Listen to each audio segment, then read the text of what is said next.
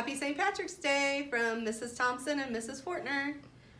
We are sad that we don't get to see you this week at school, but we are going to bring you a little story time to keep your brain engaged. And if you hear a little bit of noise, don't be alarmed because there's a few kids with us today. All right, we're going to go ahead and get started.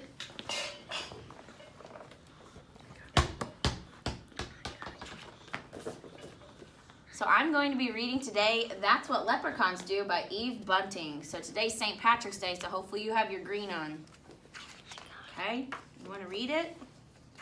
Okay. It says, the 3 leprechauns sat under the chestnut tree. Ariel looked up at the cloud-filled sky. It's coming, he said, and there's work to be done.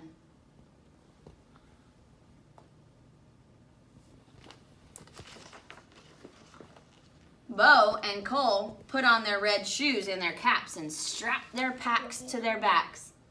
We're ready, Bo said, but why is it always us that has to put the pot of gold at the end of the rainbow? Especially since not a single soul ever finds it, Cole added. Ari looked from one of them to the other. Don't be asking, he said. It's leprechaun duty, so it is. And fellows, remember, it's coming, so there'll be no time for mischief along the way. Yeah. They walked in line, the one in front of the other one behind. No mischief along the way. But when they got to Ballybunion Farm, they saw Miss Ballybunion's cow, Pansy, standing in the field. Ari whipped out the little bottle of red paint he kept in his backpack for leprechaun business. He ran across to Pansy. Stand still, my lovely, he told her, and he painted her hooves scarlet red. They're causing a lot of mischief today. Pansy looked down. Pretty, she said. Imagine Mrs. Ballybunion's face when she comes to milk you, Ari shouted. He and Bo and Cole rolled over and over in the grass, laughing. She'll think I've been to a dance. Pansy did a couple of small hopping steps to demonstrate.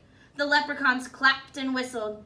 We'd be delighted to join you in a waltz or two, Ari exclaimed, but we're in a desperate hurry. I thought there was to be no mischief along the way, Bo reminded. Oh, sure, but I couldn't help myself. Mischief's what leprechauns do, Ari said, along with our more important duties. He glanced up at the tatters of clouds in the sky, and we'd better not delay, for we've delayed enough already. But as they were passing old Jamie Bradley's house, they saw Jamie's gray woolen long johns spread out to dry on his hawthorn hedge. The leprechauns looked at each other and grinned, quick as a cat pounce. They ran across to the hedge and stood one on top of the other, and the other on top of him. Ari reached up and tied the 2 long john legs together in a tight knot. They almost fell off each other. They laughed so hard. It would be a great all-together to stay and watch old Jamie try putting his legs into those. Bo said, but it will be a month of Sundays before they're dry, and we've no time to waste. They took a few minutes to somersault across Liam McGabe's garden. There was a yellow tennis ball in the middle of the road, and they rolled it along with them as they went. Miss Maud Murphy's hen, Britty, clucked at them from behind her gate. Britty, Ari said, would you be doing us a favor? Could we trundle this ball up to your nest, and could you sit on it for us? It'll be the great joke on Miss Maud Murphy when she comes out to gather your eggs. Britty put her head to one side. It's not going to be easy sitting on that, but the 3 of you were so good to me scaring that fox away from my hen house last night, I'll do it. Cole stretched up and patted her wing. Thank you, Britty. They squeezed themselves through the gate and tumbled the ball with them.